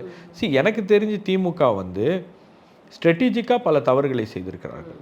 அவங்களுடைய கேம்பெயின்லேயும் இருக்கட்டும், விஜயை வந்து அப்ரோச் பண்ண விதம், உண்மையிலேயே விஜய்க்கு வந்து இந்த 2 திராவிட கட்சிகளும் ஒரு சேலஞ்சே போஸ்ட் பண்ணல. எக்ஸாக்ட்லி நீங்க சொன்னது. விஜயை வந்து ஆஃபென்சிவ்ல ஆட விட்டுட்டாங்க. அவர் பாட்டுக்கு ஆடிட்டு போயிட்டே இருக்காரு. விஜயை எந்த இடத்துலயும் இவங்க டிஃபென்சிவ்ல போடவே இல்லை. அதாவது ஒரு இக்னோரன்ஸ் பாலிடிக்ஸ் வந்துட்டு கடைபிடிச்சாங்க. அதுதான் நீங்க வந்து விஜயை வந்து அக்னாலேஜ் பண்ணி, விஜய் ஒரு அரசியல் எதிரியாக நமக்கு வந்திருக்கிறார், ஆமா அரசியல் எதிரியை நாங்க எப்படி ஃபைட் பண்றோம் பாருங்க அப்படின்னு நீங்க ஃபைட் பண்ணியிருந்தீங்கன்னா, விஜயை நோக்கி நீங்க கேள்விகளை எழுப்பி திரைமறைவில் ஒத்துக்கிட்டாங்க. அதை வந்துட்டு மக்கள் முன்னாடி அதை ஒத்துக்கிறதுக்காக அவங்களுக்கு ஒரு தயக்கம் இருந்திருக்கு. அதான் சொல்றேன், இந்த 2 கட்சிகளும் வந்து அவரை எப்படி ஹேண்டில் பண்றதுன்னு தெரியல. நம்ம வந்து அவர் அட்டாக் பண்ணோம்னா அவர் இன்னும் வந்து வளர்ந்துருவாரோ அப்படின்ற ஒரு பயம். அதே மாதிரி நம்ம இக்னோர் பண்ணி அப்படியே வந்து கடந்து போயிடலாம் அப்படின்னும் போது, இக்னோர் பண்ணுறது கூட அவங்க வந்து அதை ஏளனப்படுத்த ஆரம்பிச்சிட்டாங்க. நீங்கள் வந்து ஒரு தாஜ்மஹால் அப்படின்லாம் வந்து பேச ஆரம்பித்ததுலாம் உண்மையிலேயே அது வந்து அதெல்லாம் யாருமே பெருசாக ரசிக்கலை. நீங்கள் ஒன்று விஜயுடைய கனெக்ஷன் வித் காமன் மேன் இருக்குல்ல, அவருடைய ஃபாலோவர்ஸ், அவருடைய ஃபேன்ஸ், இவங்களோட விஜய்க்கு இருக்கிற கனெக்ஷன் அப்படின்றது ஒரு எமோஷ்னல் பாண்ட். அது நீங்கள் என்ன தான் சொல்லுங்கள், பல பெண்கள்கிட்ட பேசும்போது என் புள்ள, என் பையன், என் அண்ணன், நான் வந்து அவர் படங்களை பார்த்து வளர்ந்துருக்கேன், இன்னைக்கு அவன் வந்து என் முன்னாடி நின்று எனக்கு ஒரு வாய்ப்பு கொடுங்கன்னு கேட்கும்போது நான் எப்படி போடாமல் இருக்க முடியும் அப்படின்னாங்க. இவ்வளவுதான் இந்த கனெக்ஷன். இதை நீங்க எப்படி சொல்ல போனா அவர் வந்து அவர் லீடரை தாண்டி ஒரு அண்ணனா பார்த்துருக்காங்க. இந்த மாதிரி ரிலேஷன்ஷிப் வச்சு பார்த்ததுனால தான் அவர் ஜெயிச்சிருக்கிறாருங்கிறது தான் உண்மை. அப்போ இந்த கனெக்ஷனை நீங்க பிரேக் பண்ண முடியாது. அப்போ இந்த கனெக்ஷனை நீங்க பிரேக் பண்ண முடியாது அப்படின்னா, இந்த கனெக்ஷனை அட்லீஸ்ட் நீங்க அக்னாலேஜ் பண்ணி, அவருக்கு இன்னும் அனுபவம் பத்தலை, ஒரு மாநிலத்தை நடத்தணும் அப்படின்னா அனுபவம் தேவை, அரசியல் அனுபவம் தேவை. விஜய் வரட்டும், அரசியலுக்கு எங்களுக்கு பிரச்சனை இல்லை, ஆனால் விஜய்க்கு வந்து ஆட்சி அதிகாரத்தில் வரணும் அப்படின்னா குறைந்தபட்சம் ஒரு அனுபவம் வேணும், ஒரு எதிர்கட்சியாக வரட்டும், அவர் எங்களுக்கு பிரச்சனை இல்லை அப்படின்னு ஏதோ ஒரு இடத்துல நீங்கள் கொஞ்சம் அக்னாலேஜ் பண்ணி பேசியிருந்திருக்கலாம், மற்றவர்கள் பேசியிருந்திருக்கலாம், அவருக்கு உரிய மரியாதையை நீங்கள் கொடுத்துருக்கலாம் அப்படின்றதெல்லாம். அவரை கண்டுக்காமல் விட்டுருங்க அப்படின்னு இவங்க கடந்து போனது வந்து பல பேர் அதை வந்து ஏத்துக்கல. ரெண்டாவது வந்துட்டு டிவிகே டிஎம்கேன்னு அந்த இதை ஷார்பன் பண்ணிட்டே இருந்தாரு. ஷார்பன் பண்ணி கடைசியில போட்டியை அப்படிதானே மாத்திருக்காரு அவரு. அதே மாதிரி உங்களுக்கு வந்து சரி, அவருடைய ஃபேன்ஸை வந்து அவருடைய சப்போர்ட்டர்ஸ் மற்றவர்களை வந்து நீங்க கொச்சப்படுத்துறது, நீங்க இந்த தற்குறி அப்படின்ற அந்த வார்த்தை தான் வந்து திமுகவுக்கு ஒரு சம்மட்டி அடியாக இந்த தேர்தலில் அமைந்திருக்கிறது. நீங்க திமுக தோல்விக்கு ஒரு மிக முக்கியமான காரணம் என்னன்னா, அந்த ஈகோ சிஸ்டம். திமுகவுக்கு ஆதரவாக பேசுகின்ற நபர்கள்லாம் வந்து தொடர்ந்து விஜயை அட்டாக் பண்ணது, விஜயை பற்றி ரொம்ப குறைச்சி மதிப்பிட்டு பேசினது, ஏளனமாக பேசினது, பீலிட்டில் பண்ணுறது, ஒரு விவாதங்கள்லையோ இதுலேயோ விஜய் என்ன, யார் அவர் ஒரு நடிகர், அப்புறம் அதே மாதிரி விஜயை ஆதரிக்கக்கூடிய பெண்களை கொச்சப்படுத்தி பேசினது, அவங்கள வந்து அதாவது நீங்கள் என்ன தான் சொல்லுங்கள், விஜயை வந்து எனக்கு பிடிக்குது அப்படின்னு அவங்க சொல்கிறாங்க அப்படின்னா அது அவங்களுடைய விருப்பம், தனிப்பட்ட விருப்பம். அதுக்காக அவங்கள வந்து கொச்சப்படுத்தி பேசுகிறதும், அவங்களுக்கு ஒரு என்ன சொல்கிறது, ஒரு மாரல் ஹை கிரவுண்ட் எடுத்துகிட்டு அவங்களுக்கு வந்து வகுப்பெடுக்கிற மாதிரி பேசுகிறதும், நீங்கள் வந்து குடும்ப பெண்மணிகளா அப்படின்னு கேட்குறது, இந்த மாதிரியான கேள்விகள் இருக்குது பார்த்தீங்களா, இது எல்லாமே வந்து பெண்கள் மத்தியில் ஒரு பெரிய கொந்தளிப்பை ஏற்படுத்தி. இன்னும் வந்து இந்த ரிசல்ட்டுக்கு அப்புறம் நான் இன்னொன்று சொல்லிடுறேன், முதலமைச்சர் மீது இருக்கின்ற ஆன்டி இன்கம்பன்சியை விட, முதலமைச்சர் மீது ஒரு அதிருப்தி இருக்கலாம், ஒரு செக்ஷனுக்கு இருக்கலாம். அந்த அதிருப்தியை விட அந்த ஈகோ சிஸ்டம் இருக்குல்ல, திமுகவை ஆதரிக்கின்ற இந்த ஈகோ சிஸ்டம் இருக்கு இல்லையா, அவர்கள் மீது இருந்த அதிருப்தி அதிகம். அந்த அந்த ஃபேக்ட் எல்லாரும் ஒத்துப்பாங்க. அந்த அதிருப்தி தான் வந்து ஊடக விவாதங்களை ஊடகத்தில் பார்க்குறவங்க, பேசுகிறவங்க, இதை கன்சியூம் பண்ணுறவங்க, வீடியோஸ் போட்டவங்க இவங்க எல்லாருமே. நீங்கள் சீமான் அவர்களுடைய தோல்விக்கும் வந்து அது மிக முக்கியமான ஒரு காரணமாக இருந்துச்சு. நீங்கள் வந்து சீமானுடைய அவருடைய தம்பிகள் வந்து ஒரு சில பேர் வந்து பண்ண பிரச்சாரம் இருக்கு இல்லையா, விஜய்க்கு எதிரான நெகட்டிவ் பிரச்சாரம் இருக்கு இல்லையா, அது எல்லாமே வந்து வேணும்னா அவங்களுக்கு வியூஸ் கொடுத்துருக்கலாம், பெரிய அளவில் அவங்க வந்து அதை வந்து இது பண்ணியிருக்கலாம், ரசிச்சிருக்கலாம். அதை வந்து திமுகவினர் வந்து பயங்கரமாக ஆம்பிளிஃபைலாம் பண்ணாங்க. ஆனால் அது எல்லாமே வந்து உங்களுக்கு வந்து மக்களை வந்து முகம் சுளிக்க வைத்தது. நீங்கள் பேசின அந்த வார்த்தைகள் அப்படின்றது, அந்த விசிலுக்காக அவங்க கொடுத்த அந்த ஒரு இதெல்லாம் இருக்குல்ல, எக்ஸ்ப்ளனேஷன்லாம் இருக்கு இல்லையா, தமிழில் கொடுத்தாங்க இல்லையா, அது எல்லாம் வந்து யாருமே ரசிக்க மாட்டாங்க. நீங்கள் அவ்வளோலாம் வந்து நீங்கள் வந்து பேசக்கூடாது அப்படின்ற ஒரு மனநிலை வந்து மக்கள்கிட்ட நம்ம பேசும்போது, கிரவுண்டில் போய் பேசும்போது அதெல்லாம் சொல்கிறாங்க. சார் நாங்கள் வந்து இப்போ தான் சார் அரசியலுக்கு வரோம், எங்களுக்கு ஒன்றுமே தெரியாது சார், ஆனால் எங்களை வந்து இவ்வளவு கேவலமாக எங்களை இவ்வளோ மட்டம் தட்டி பேசுகிறதுலாம் சரியா சார் அப்படின்னு எங்கிட்ட பேசுவாங்க, விவாதம் பண்ணும்போது பேசுவாங்க. அந்த பசங்களுக்கு ஒன்றும் தெரியாது, அந்த பெண்களுக்கு ஒன்றுமே தெரியாது, அரசியல்னால் என்ன கூட தெரியாதுன்னு வச்சுக்கோங்க. அவங்கெல்லாம் வந்து ரொம்ப சாமானிய பேக்ரவுண்ட்லேருந்து வரக்கூடியவர்கள். அவங்கெல்லாம் வீட்டு வேலை பார்க்குறவங்க, வீட்டில் வந்து ஹவுஸ் ஒய்ஃபாக இருக்கிறவங்க, வேலைக்கு போயிட்டு 6 மணிக்கு மேலே வந்து உட்காந்து பூத் வேலையை பார்க்குறாங்க, அதுக்கப்புறம் உட்காந்து அந்த பணிமனைகளில் வேலையை பார்க்கக்கூடிய இந்த மாதிரி ஆட்கள்கிட்ட நான் வந்து நிறைய இன்ட்ராக்ட் பண்ணியிருக்கேன் போகக்கூடிய இடங்கள்லாம். அவங்க கேட்குறது என்னென்னா, நாங்கள்லாம் வந்து ஒரு ஆளே கிடையாது சார், நாங்கள் ஏதோ ஒன்று பண்ணோன்னு வரோம், ஆனால் எங்களை இவ்வளவு மோசமாலாம் பேசுகிறாங்களே சார், எப்படி சார் இது அப்படின்னு அவங்க கேட்குறாங்க. அந்த கேள்விகளுக்கு உண்மையிலேயே எங்ககிட்ட பதிலெலாம் இல்லை, யாருக்குமே இருக்காது. ஸோ அதற்கான விலையை வந்து கொடுத்துருக்கிறார்கள் அப்படின்றது நான் பார்க்குறேன். இப்போ பேசிகிட்டு இருக்கும்போது இப்போ எல்லா தரப்பு மக்களும் இங்கே வாக்களித்ததுனால தான் இந்த நம்பரை எட்ட முடியுங்கிறது நம்மளுக்கு நல்லாவே தெரியும். ஆனாலும் இது ஜென்சி தலைமுறையினர் செய்த புரட்சி, அவங்க தான் வந்துட்டு இவங்களுக்கு வாக்களிச்சிட்டாங்க அப்படின்னு ஒரு குறிப்பிட்ட பிரிவினர் தான் வாக்களித்து ஜெயிக்க வச்சிருக்கிறாங்க அப்படிங்கிற அந்த ஒரு கட்டத்துக்குள்ளே கொண்டு வராங்களா, அதை எப்படி எடுத்துக்கலாம் நம்ம? இல்லை, நீங்கள் எனக்கு தெரிஞ்சு உங்களுக்கு வந்து விஜய்க்கு விழுந்த வாக்குகள் எல்லாமே வந்து அவருக்கான வாக்கு. நீங்கள் கேண்டிடேட் யார், அவருடைய பேக்ரவுண்ட் என்ன, அவர் என்ன வேலை செஞ்சிருக்காரு, படிச்சிருக்காரு இல்லையா, எதுவுமே அவங்க பார்க்கல. விஜய்க்காக வாக்களித்திருக்கார்கள், விஜய் மீது வைத்திருக்கக்கூடிய நம்பிக்கை. ரெண்டாவது வந்து இந்த ஜென்சி யங்ஸ்டர்ஸ், ஏபொலிட்டிக்கல் பீப்புள், இவங்கெல்லாம் வந்து ஒரு விஷயத்துக்குள்ளே வராங்க அப்படின்னா அது வந்து ஸ்டேட்டஸ் கோக்காக வரமாட்டாங்க. திமுக அதிமுக இருக்கட்டும், அதை நம்ம காப்பாற்றணும் அப்படின்றதுக்காக வரமாட்டாங்க. ஒரு விஷயத்தை மாற்ற வேண்டும் அப்படின்னு வருவாங்க. நீங்கள் ஜல்லிக்கட்டு ப்ரொட்டஸ்ட்டில் என்ன சென்டிமெண்ட் இருக்கோ அதே மாதிரியான ஒரு சென்டிமெண்ட் தான். இதை நான் வந்து கிட்டத்தட்ட ஒரு 3 மாதம் முன்னாடி ஒரு மீட்டிங்கில் நான் வந்து ஒரு சில ஸ்ட்ராட்டஜிஸ்ட் இருக்காங்க, இப்போ என்னுடைய கருத்து கேட்கப்படுகிறது. அப்போ நான் இதான் சொன்னேன், திமுகவுக்கு இந்த எலெக்ஷன் வந்து ஒரு கேக்வாக்காக இருக்காது, ஈஸியாக இருக்காது. ஆன்டி இன்கம்பன்சி மக்கள் மத்தியில் அதிகமாக இருக்குது. இந்த ஆன்டி இன்கம்பன்சி அப்படின்றது வந்து இது திமுகவுடைய 5 ஆண்டு கால ஆட்சியின் மீது இருக்கக்கூடிய ஆன்டி இன்கம்பன்சியை விட இது வந்து ஒரு கலெக்டிவ் ஆன்டி இன்கம்பன்சி. 2 திராவிட கட்சிகள் மீதும் இருக்கக்கூடிய ஒரு அதிருப்தி, அதெல்லாம் இந்த மக்கள் வெளிப்படுத்துவதற்கான வாய்ப்புகள் இருக்குது. நீங்கள் ஜல்லிக்கட்டு ப்ரொட்டஸ்ட் நடந்ததுக்கு பின்னாடி ஒரு சென்டிமெண்ட் இருக்குல்ல, எல்லாரும் ஒன்று கூடி ஒரு விஷயத்தை ப்ரொடெக்ட் பண்ணுறோம், தமிழ் கலாச்சாரத்தை நாங்கள் பாதுகாக்கிறோம் அப்படின்ற மாதிரி ஒரு சென்டிமெண்ட் இருக்கு இல்லையா, அதே மாதிரி ஒரு மாற்றத்தை நாம் உருவாக்குறோம் அப்படின்ற அந்த சென்டிமெண்ட் தான் வந்து இவ்வளோ பேரை ஒன்று திரண்டு வர வச்சிருக்கு. இந்த இடத்துல நீங்கள் வந்து ஜென்சியோடைய ரோல் முக்கியமாக இருக்குது அப்படின்னா முக்கியமாக இருக்குது. உலகத்தில் எந்தெந்த நாடுகள்லாம் மாற்றம் நிகழ்ந்திருக்கிறதோ அந்த நாடுகள்லாம் ஜென்சிக்களுடைய பங்களிப்பு அப்படின்றது அதிகமாக இருக்கிறது. நீங்கள் உதாரணத்துக்கு ஸ்ரீலங்கா எடுத்துக்கோங்க, நேபாள் எடுத்துக்கோங்க, பல நாடுகளில் இது நடந்திருக்கிறது அப்படின்றத நம்ம பார்க்குறோம். இன்னொரு விஷயம் நீங்கள் வந்து என்னென்னா, இதில் எல்லாத்துலேயும் வந்து இந்த 2 அரசியல் கட்சிகள், திராவிட கட்சிகள் வந்து அந்த இளைஞர்களுக்கான திட்டங்களை என்ன வகுத்திருக்காங்க அப்படின்னு பார்த்தீங்கன்னா ஒன்றுமே இல்லை. அவங்களுக்கு எந்த ஸ்பேஸும் கிடையாது, அவங்கள பற்றி கண்டுக்கிறதே இல்லை. அப்போ நீங்கள் ஸ்பேஸே கொடுக்காத ஒரு இடத்துல புதுசாக ஒரு நபர் வராரு, அவங்களோட இவங்க வந்து ரிலேட் பண்ண முடியுது, இவர் வந்தார்னா நமக்கான ஸ்பேஸ் வந்து வரும், நமக்கான வாய்ப்புகள் வரும் அப்படின்னும் போது அதை நோக்கி மக்கள் போகிறாங்க. அப்போ இந்த 2 கட்சிகளுக்கும் இருக்கக்கூடிய ஒரு மிக முக்கியமான விஷயம் என்னென்னா, இளைஞர்களை வந்து நீங்கள் உங்கள் பக்கம் நீங்கள் வந்து இளைஞர்களை கொண்டு வர்றதுக்கு நீங்கள் வந்து திட்டங்களை வகுக்கணும். நீங்கள் வந்து உங்களுடைய ஒரு மேலே போய் நீங்கள் உட்கார்ந்துருக்கீங்க, அங்கேருந்து கீழே இறங்கி வரணும், மக்களை சந்திக்கணும், மக்கள்கிட்ட பேசணும். ரெண்டாவது, இந்த திமுக அரசுக்கு எதிராக வாக்களித்தவர்களில் அரசாங்க ஊழியர்கள் பெரிய ரோலை ப்ளே பண்ணியிருக்காங்க. அவங்கெல்லாம் ஒரு 50 லட்சம் வாக்குகள் வந்து அப்படியே குடும்ப வாக்குகள் எல்லாமே வந்து திமுக அதிமுக இப்படி தான் போயிட்டு இருக்கும். அந்த வாக்குகள் வந்து இந்த முறை வந்து விஜய் தபால் வாக்குகளில் இந்த ட்ரெண்டை உருவாக்குனதே, ஜனநாயக கடமையை ஆற்றிவிட்டேன் அப்படின்னு உருவாக்குனதே காவலர்கள் தான்.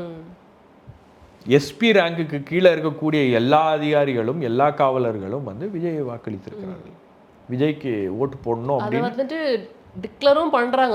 ஓட்டு போட்டுட்டு அதை சோஷியல் மீடியாவில் பாடல்களில் வச்சு அதுக்கப்புறம் வந்து அவங்க என்ன ஜனநாயக கடமையை ஆற்றி விட்டேன், அது வந்து கோட் வேர்ட் மாதிரி ஆயிடுச்சு. கீழே போய் சொல்லாம ஒரு கோட் வேர்ட் கொடுத்தாங்க அவரோட பாடலையோ இல்ல இந்த மாதிரி ஒரு கீழே போய் வந்து டிவிக்கே ஆதரிச்சுக்கிற பசங்களாம் கோட் வேர்ட் அக்செப்டட் அப்படின்னு இந்த வேலைகள்லாம் வந்து நடந்துருச்சு. அந்த ட்ரெண்ட் அங்கேருந்து தான் ஸ்டார்ட் ஆகுதுன்ற. அப்போ உங்களுக்கு இந்த ஜென்சி அப்படின்ற அந்த ட்ரெண்டை தாண்டி இந்த வாக்குகள் இருக்குல்லையா, அரசாங்க ஊழியர்களுடைய வாக்குகள், ஆசிரியர்களுடைய வாக்குகள், டாக்டர்ஸ் பெரிய அளவுக்கு வந்து இது போட்டிருக்காங்க. காரணம் என்னன்னா, இவர்கள் எல்லாம் வந்து கடுமையான அதிருப்தியில் இருந்திருக்காங்க. திமுக பல ப்ராமிசஸை பண்ணுச்சு, கண்டமணிக்கு ப்ராமிஸ் பண்ணிட்டாங்க. ஆட்சிக்கு வரும்போது அவங்கள வந்து இவங்க என்கேஜ் பண்ணல. ஆட்சிக்கு வந்ததுக்கு பிறகு அவங்க பிரச்சனைகளை இவங்க கண்டுக்கல. ஆட்சிக்கு வந்ததுக்கு பிறகு வந்து ஐஏஎஸ் அதிகாரிகள் வந்து இந்த டாக்டர்ஸையும் இந்த கவர்மெண்ட் ஊழியர்களையும் போராடுகின்ற மற்ற ஊழியர்களையும் எல்லாரையும் இவங்க ட்ரீட் பண்ண விதம் இருக்கு இல்லையா, காவலர்களாக இருக்கட்டும் மற்றவர்களாக இருக்கட்டும், காவல்துறையை வச்சு கைது பண்ணுறது, இந்த மாதிரியான விஷயங்களை எல்லாம் வந்து அவங்க தொடர்ந்து செஞ்சதன் விளைவு பல பேர் வந்து அதிருப்தியாளர்களாக மாறி அதெல்லாம் வந்து இந்த வாக்குகளில் ரெஃப்ளெக்ட் ஆகிருக்கு. அதே போல் உங்களுக்கு 50 வயதுக்கு மேற்பட்டவர்கள் பல பேர் வந்து தாவேக்காவுக்கு வாக்களித்திருக்கிறார்கள். முதியவர்கள் பல பேர் வாக்களித்திருக்கிறார்கள். விசில் சின்னம் எங்கே இருக்குன்னு கேட்டு போய் வாக்களிச்சிருக்காங்க. அதெல்லாம் அவங்க வீட்டில் வந்து பேரப்பசங்க மற்றவங்க இவங்கெல்லாம் சொல்லி வாக்களித்தாங்க அப்படின்னு இவங்க கடந்து போனாலும் அந்த வாக்குகள்லாம் வந்து மாற்றத்துக்கான வாக்குகள். புதுசாக ஒரு விஷயம் நடக்கட்டுமே, நம்ம வாழ்ந்துட்டோம், இனி வரக்கூடிய சந்ததியினருக்கு ஏதோ ஒரு அரசியல் மாற்றம் இந்த தமிழ்நாட்டில் நிகழுது அப்படின்னும் போது அதில் நம்ம பங்களிப்பு இருக்க வேண்டும், அதை மாற்றுவோம் அப்படின்ற மாதிரி அவங்க வாக்களித்திருக்காங்க. இதெல்லாம் வந்து நம்ம பேசும்போதே தெரிஞ்சது. சும்மா சாதாரணமாக நீங்கள் போய் மக்கள்கிட்ட பேசுனீங்கன்னா அது அவங்களே வெளிப்படுத்துகிறாங்க. அப்போ ஏதோ ஒரு விஷயம் தமிழ்நாட்டில் மாறணும் அப்படின்ற ஒரு எண்ணம் வந்து மக்கள் மனசில் ரொம்ப ஆழமாக இருந்திருக்கிறது. அதை வந்து வெளிப்படுத்துறதுக்கு அவங்களுக்கு வந்து போதிய அளவில் யாருமே இல்லை. அதுக்கான ஒரு அவென்யூவே இல்லை. எனக்கு நான் உங்கள் இதில் பேசினதான் ஒரு சயின்டிஸ்ட்டை பற்றி பேசினேன் இல்லையா, ஒரு சயின்டிஸ்ட்டை பற்றி நான் பேசினேன். அந்த ரீலை வந்து நீங்களும் எடுத்து போட்டிருந்தீங்க. இவன் என்னென்ன கதை சுத்துறான் பாரியா இவன் அப்படின்னு சொன்னார். அந்த சயின்டிஸ்ட் சொன்ன ஒரு வார்த்தை நேற்று கூப்பிட்டார். அவர் என்ன கூப்பிட்டு this is like a volcanic eruption அப்படின்றாரு. நாங்கள் வந்து அப்படியே மனசில் வச்சுருந்த அந்த விஷயத்த வந்து நாங்கள் வந்து என்ன சாதிக்கணும்னு நினச்சோமோ அதை பண்ணிட்டோம் சார் அப்படின்னு அவர் பேசுகிறாரு. அப்போ அவங்களுக்கு எல்லாருக்கும் வந்து ஏதோ ஒரு விஷயத்த நம்ம மாற்றுறோம் அப்படின்ற அந்த உணர்வு இருக்கு இல்லையா, அதுதான் வந்து இந்த தேர்தலில் ஒரு மிக முக்கியமான ஒரு பணியை செய்திருக்கிறது அப்படின்னு பார்க்குறேன். நம்ம பேசும்பொழுது வந்து திரு மு.க. ஸ்டாலின் அவர்கள் அந்த தொகுதியில் வந்துட்டு தோல்வி அடைஞ்சதை பற்றி பேசிகிட்டு இருந்தோம். ஒரு சிட்டிங் முதலமைச்சர் வந்து தோல்வி அடைறாரு. நீங்கள் சொன்னீங்க அது ஏற்கனவே வந்து அப்படி தான் இருந்தது களம் அப்படின்னு. பட் நம்மளுக்கு வெளியிலேருந்து பார்க்குறப்ப அவங்களுக்கு அது ஒரு கேக் வாக்காக இருக்கும். சிஎம் ஸ்டாலின் அவர்கள் ஜெயிச்சிருவார் அப்படிங்கிற மாதிரி தான் இருந்தது. இன்னொரு விஷயம் என்னன்னா, பெரிதும் விமர்சனத்துக்கு உள்ளான செந்தில் பாலாஜி அவர்களாக இருக்கட்டும், கே.ஆர். நேரு அவர்களாக இருக்கட்டும், இல்லை சேகர்பாபு அவர்கள்லாம் ஜெயிச்சிட்டாங்க. இங்கே வந்து ஆன்டி இன்கம்பன்சி இருந்தது. ஆனால் திரு ஸ்டாலின் அவர்கள் மேலே இருந்ததா அப்படின்னா அது கொஞ்சம் பெரிய கொஸ்டின் மார்க்கு தான். அங்கே வந்து அவர் தோற்று போயிருக்கிறாங்க. இது எப்படி எடுத்துக்கலாம்? அதாவது இந்த அரசாங்கம் வந்ததுலேருந்தே ஒரு விஷயத்தை அவங்க என்ன பண்ண ஆரம்பிச்சிட்டாங்கன்னா, சிஎம்மை வந்து ப்ரொஜெக்ட் பண்ணி தான் எல்லா விஷயங்களும். சிஎம் மீது கோபம் இல்லை, ஆனால் சிஎம்மை சுற்றி இருக்கிறவங்க மீதெல்லாம் வந்து ஒரு விதமான கோபம் இருக்கிறது. இந்த அரசாங்கத்தில் ஆன்டி இன்கம்பன்சி நான் ஏற்கனவே சொன்னது, டிஎம்கே ஈகோசிஸ்டம் மேலே இருக்கிற ஆன்டி இன்கம்பன்சி இருக்கு இல்லையா, அதே மாதிரி அரசாங்கத்தில் வந்து அந்த அதிகாரிகள் மீது ஒரு ஆன்டி இன்கம்பன்சி இருக்குது, கீழே வரைக்கும் இருக்குது. இது வந்து அதிகாரிகள் நடத்துகின்ற ஆட்சி. விஜய் அதை செய்யக்கூடாது. விஜய்க்கு இருக்கிற மிகப்பெரிய சேலஞ்ச் என்னென்னா, உங்களுக்கு வந்து ப்ரையர் எக்ஸ்பீரியன்ஸ் இல்லை அட்மினிஸ்ட்ரேஷன் நடத்துறதில்ல. நீங்கள் வரீங்க, அதிகாரிகள் டேக் ஓவர் பண்ணிடுவாங்க. அதிகாரிகள் வந்து முடிவுகளை எடுக்க ஆரம்பிச்சிருவாங்க. அதிகாரிகள் முடிவுகளை எடுக்க ஆரம்பித்தாங்கன்னா திமுகவுக்கு என்ன நடந்துச்சோ அதே தாவேகாவுக்கு நடப்பதற்கும் வாய்ப்புகள் அதிகமாக இருக்கிறது. அப்போ இதை எல்லாத்தையும் கண்ட்ரோல் பண்ணும், இந்த அதிகாரிகளை கண்ட்ரோல் பண்ணும். அதை வந்து முதலமைச்சர் செய்ய தவறிட்டார். ஒரு பக்கம் இது அரசாங்கத்தில் நடந்த விஷயம். இன்னொரு பக்கம் கட்சியிலையும் வந்து அவருக்கு கரெக்டான ஃபீட்பேக் போதா அப்படின்னு எனக்கு தெரியல. கரெக்டான தகவல் அவர்கிட்ட போய் ரீச் ஆகுதா அப்படின்றது எனக்கு தெரியல. பாசிட்டிவான விஷயங்களை சொல்லுங்கள், நெகட்டிவான விஷயங்களை சொல்லாதீங்க அப்படின்ற மாதிரி அவரை வந்து ப்ரொடெக்ட் பண்ணியே வச்சுருக்காங்க. பல விஷயங்கள் காலத்தில் என்ன நடக்குது அப்படின்றது அவர் காதுகளுக்கு போவதில்லை. பல பேர் அதை பேசினாலும் ஏன் இவர் இப்படி பேசிகிட்டு இருக்காரு, நம்ம கவர்மெண்ட்டில் ஏதாவது தப்பு பண்ணுறோமா அப்படின்னு கேட்கும்போது இல்லை அவர் அட்டென்ஷன் சீக்கிங்காக பேசுகிறாரு, அவருக்கு வந்து சும்மா வந்து பப்ளிக் வந்து வியூஸ் நிறைய வரணுன்றதுக்காக பேசுகிறாரு அப்படின்ற மாதிரிலாம் மடைமாற்றக்கூடிய வேலைகள்லாம் கூட இருக்கிறவங்க நிறைய பார்த்துருக்காங்க. உண்மையிலேயே எனக்கு தெரிஞ்சு இந்த தேர்தலில் ரொம்ப கடுமையாக உழைத்த ஒரு நபர் அப்படின்னா திரு மு க ஸ்டாலின் அவர்கள். அவர் மட்டும் ஜெயிச்சு மீதி எல்லாருமே தோற்று போயிருந்தா கூட அந்த தோல்வி வந்து ஒரு பெரிய வலியை யாருக்கும் கொடுத்துருக்காது. இன்றைக்கி எதிர்க்கட்சி முகாம்களில் இருக்கக்கூடியவர்களும் வந்து கவலைப்படக்கூடிய ஒரு தோல்வியாக முதலமைச்சர் மு க ஸ்டாலினுடைய தோல்வி என்பது இருக்கிறது. என்கிட்டயே ஒரு திமுககாரர் கூப்பிட்றாரு, என்னங்க திமுககாரரை விட நீங்கள் வருத்தப்படுறீங்க? இல்லை சார், உண்மை. இல்ல அந்த வருத்தம் எல்லாத்துக்குமே இருந்ததுங்கிறது தான் உண்மை. அந்த தோல்வி ஏன் அப்படின்னா ஒரு 78 வயசில் 76 78 வயசில் அவர் வந்து எலெக்ஷனை ரொம்ப சீரியஸாக எடுத்துக்கிட்டு அவர் போகாத இடம் கிடையாது, செய்யாத விஷயம் கிடையாது. நீங்கள் வந்து ட்ரெண்ட் இன்றைக்கி என்ன, விஜயை எதிர்க்கிறோமா, ரெடியாகடா டிஷர்ட்டை போட்டுக்கிட்டு வைப் பண்ணுவோம், ரெடியாக வைப் பண்ணுறாரு. அவர் அவர் அவர் அதெல்லாம் எதுக்கு எல்லாத்துக்கும் அவர் தயாராக இருந்தார். எல்லாத்துக்கும் அவர் தயாராக இருந்தார். காரணம் என்னென்னா நம்ம வந்து பாலிடிக்ஸில் நம்ம வந்து இன்றைக்கி ஒரு வாய்ப்பு நமக்கு கிடச்சிருக்கிறது, திமுகவை மீண்டும் ஆட்சிக்கு கொண்டு வருவதற்கான ஒரு வாய்ப்பு இருக்குது அப்படின்னும் போது இதை நம்ம விட்டுறக்கூடாது அப்படின்னு. நீங்கள் அதை வந்து பவர் ஹங்கிரி என்ன வேணால் சொல்லலாம். பட் அவரை பொறுத்த வரைக்கும் அவருடைய கட்சி நல்லன் அப்படின்னா இன்னொரு முறை ஆட்சிக்கு வர வேண்டும் அப்படின்றது, ஒரு வரலாற்றை படைக்க வேண்டும் அப்படின்றது. அப்போ அதை தொடர்ந்து அவர் வந்து ஓடிக்கிட்டே இருந்தார். அவருக்கு ஈடு கொடுக்கும் வகையில் வேறு யாராச்சும் அந்த கட்சியில் ஓடினாங்களா? யாருமே இல்லை. அந்த கவர்மெண்ட்டுக்கும் திமுகவுக்கும் சம்மந்தமே இல்லை, கட்சிக்கும் கவர்மெண்ட்டுக்கும் சம்மந்தமே இல்லை. கவர்மெண்ட்டு ஒரு டேஞ்சன்ட்டில் போயிட்டுருக்கு, அதிகாரிகள் அதை தனியாக எடுத்து நடத்திட்டு போயிட்டுருக்காங்க. இந்த பக்கம் கட்சி வேறு மாதிரி போயிட்டுருக்கு.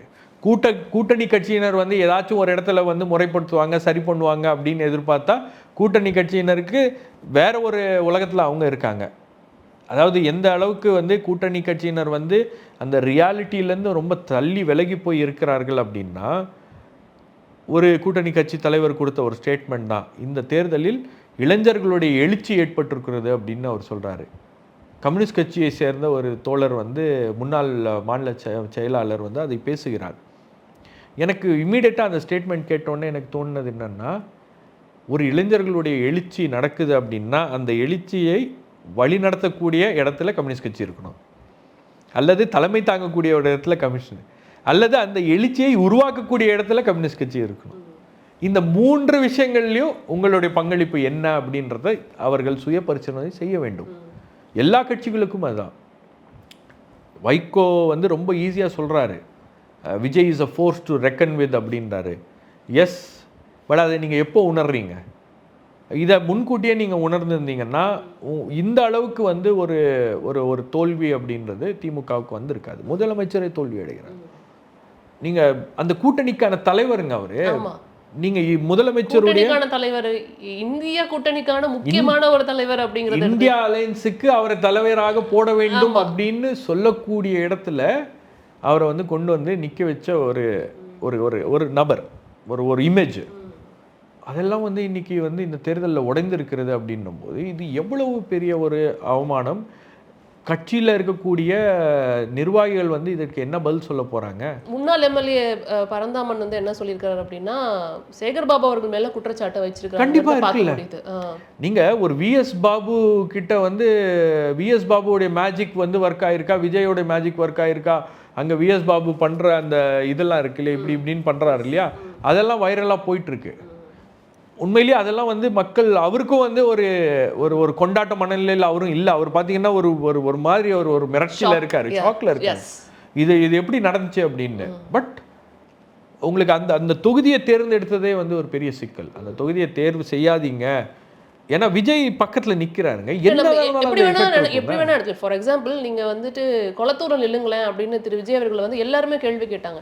ஒருவேளை அவர் அங்க நின்று இந்த தோல்வி நடந்திருந்ததுனா கூட அது ஏற்றுக்கொள்ளக்கூடிய ஒரு விஷயமா இருந்திருக்கும். விஜயால் அடையாளம் காட்டப்பட்டவர் ஒருத்தர் அங்க நிக்கும் பொழுது இந்த தோல்வி நடந்திருக்குங்கிற போது தான் நம்ம இன்னும் வந்துட்டு யோசிக்க வேண்டிய ஒரு விஷயமா இருக்குங்கிறத இல்ல பார்க்க முடியுது. அங்கதான் don't underestimate the power of the common man. நீங்க வந்து சாமானிய மக்களை நீங்க வந்து குறைச்சி மதிப்பிடாதீங்க. பல அமைச்சர்கள் தோல்வி அடைந்திருக்கிறார்கள். பல அமைச்சர்கள் அன்பில் மகேஷ் உட்பட. அன்பில் மகேஷ் உட்பட, டிஆர்பி ராஜா, பிடிஆர் பழனிவேல், இவங்கெல்லாம் வந்து திமுகவுடைய முகங்களாக இருந்த அமைச்சர்கள். இளம் அடுத்த ஜென்ரேஷன், திமுகவுடைய ஜென்ரேஷன்னு சொல்லப்பட்டவர்கள். இவங்கெல்லாம் ஏன் தோல்வி அடையணும்? காரணம் என்னன்னா இவங்கெல்லாம் வந்து இந்த கிரவுண்ட் ரியாலிட்டியை விட ரியாலிட்டியோட ஒன்றி இல்லை. ரொம்ப தள்ளி போயிட்டாங்க. கூட்டணி கட்சிகளும் அப்படிதான் தள்ளி போயிட்டாங்க. மக்களுடைய உணர்வுகள் என்ன அப்படின்றத அவங்க வந்து அவங்களுக்கு தெரியாமல் போயிருக்கிறது. அவங்க என்ன எல்லா அரசியல் கட்சிகளுக்கும் வந்து தேர்தல் வந்துச்சுன்னா இந்த மக்களுக்கு வந்து பணத்தை தூக்கி போட்டோன்னா ஓட்டு போட்டு போகிறாங்க. என்ன இந்த ஊரில் 2 லட்சம் ஓட்டு இருக்கா, 1 லட்சம் ஓட்டுக்கு நீங்கள் வந்து சாலிடாக பணம் கொடுங்க, மீதி ஓட்டுலாம் நமக்கு தானாக வந்துடும் அப்படின்ற மாதிரி கட்சிக்காரங்க போட்டாங்கன்னா எல்லாமே சரியாயிரும் அப்படின்றாங்க. இந்த எலெக்ஷன்ல நான் குறுக்கிறது மாட்டேங்கிறேன். இன்னொரு பாயிண்ட்டையும் கேட்கணும்னு நினைக்கிறேன். சொல்லும் பொழுது நம் கேள்வி கேட்குறவங்கள வந்துட்டு அவங்க பக்கத்துல வச்சுக்கலையோ, அதாவது நிறைய கேள்விகள் வந்துட்டு ஜேர்னலிஸ்ட் வந்து எழுப்புறாங்க. ஆனா அவங்களெல்லாம் புறம் தள்ளிட்டு ரொம்ப கம்ஃபர்டபுளான ஒரு இடத்துல உட்காந்து கேள்விகளை கேட்க வச்சதும் வந்துட்டு இது முக்கிய காரணமா எடுத்துக்கலாமா? அதுவுமே இங்க நடந்ததுங்கிறத என்னால பார்க்க இல்லை, முடிஞ்சுச்சு. நிறைய பேர் வந்து ஒரு எக்கோ சேம்பர் மாதிரி உருவாயிருச்சு. அவங்க சொல்கிறது இவங்க சொல்கிறது, இவங்க சொல்கிறது அவங்க சொல்கிறது, அது உள்ளேயே வந்து சுற்றிட்டு இருக்கோம். இன்னொன்று, திமுக எனக்கு தெரிஞ்சு பண்ண மிகப்பெரிய தவறு என்னன்னா, பெண் என்ற ஒரு நிறுவனத்தை உருவாக்கி அதை வந்து ஒரு ஸ்ட்ராட்டஜி நிறுவனம், கட்சியுடைய ஸ்ட்ராட்டஜி நிறுவனமாக அதை மாற்றியது. நீங்கள் ஸ்ட்ராட்டஜி நிறுவனம் அப்படின்றது வந்து ஒரு எக்ஸ்டர்னல் நிறுவனமாக இருந்துச்சுன்னா அவங்க கொடுக்குற ரிப்போர்ட்லாம் ஓரளவுக்கு வந்து உங்களுக்கு கிரவுண்ட் ரியாலிட்டி என்னன்றது விருப்பு வெறுப்பு இல்லாமல் கொடுப்பாங்க. இப்போ நீங்கள் கலைஞர் டிவியில் வேலை பார்த்துட்டு திமுகவை விமர்சனம் பண்ணி ஒரு செய்தியை போட்டிங்கன்னா எப்படி இருக்கும்? அதுதான் பெண் நிறுவனம். இந்த கான்செப்ட் வந்து அவங்க இன்டர்னலைஸ் பண்ணிட்டாங்க. சில விஷயங்களை பண்ணுறதுக்கு, இப்போ ஃபார் எக்ஸாம்பிள் உங்களுக்கு வந்து சோஷியல் மீடியா மேனேஜ் பண்ணுறதுக்கு, மீடியா மானிட்டரிங் பண்ணுறதுக்கு, இதுக்கெல்லாம் நீங்கள் வச்சுக்கலாம். ஆனால் ஸ்ட்ராட்டஜி அப்படின்றது வந்து நீங்கள் பண்ணவே முடியாது. ஏன்னா நீங்கள் ஒரு நிறுவனத்துக்கு நீங்கள் வேலை பார்க்குறீங்க அப்படின்னா அது ஆளுங்கட்சிக்கு சொந்தமான ஒரு நிறுவனம் அப்படின்னா அந்த நிறுவனத்தில் பணியாற்றக்கூடிய ஒரு நபர் வந்து எப்படி நெகட்டிவ் ரிப்போர்ட் கொடுப்பாரு? பாசிட்டிவான ஒரு ரிப்போர்ட்டை சார் சூப்பராக இருக்குது சார் அப்படின்னு கொடுப்பாரு. அதே மாதிரி உங்களுக்கு வந்து இந்த முறை வந்து திமுக எவ்வளோ ஸ்ட்ராட்டஜிஸ்ட் ஹையர் பண்ணாங்க. நீங்கள் ஐபேக், அதே மாதிரி ராபின் சர்மா, அதே மாதிரி பெண் நிறுவனம் இருக்குது. அதே மாதிரி இண்டிவிஜுவலாக சர்வே பண்ணக்கூடிய பல பேரை வந்து அவங்க வந்து டச்சில் இருந்தாங்க. அவங்கக்கிட்ட கன்சல்டேஷன் போனாங்க. அதே மாதிரி வேறு கட்சிகளுக்கு ஸ்ட்ராட்டஜி பண்ணக்கூடிய நபர்கள் எல்லாம் வந்து ஒரு கன்சல்டேஷன் மாதிரி அவங்கக்கிட்ட சில ரிப்போர்ட்லாம் கேட்டு நிறைய வேலைகளை பார்த்தாங்க. இதெல்லாம் பார்த்து கூட முதலமைச்சர் வந்து கொளத்தூரில் தோல்வி அடைவார் அப்படின்றது தெரிந்த பிறகு கூட அவங்க எந்த ஆக்ஷனும் எடுக்கலை அப்படின்னா என்ன அர்த்தம்? சேகர் பாபு சொல்லியிருப்பார், நான் பார்த்துக்கிறேன் தலைவரை, ஒன்றும் பிரச்சனை இல்லை அப்படின்னு இருப்பார்.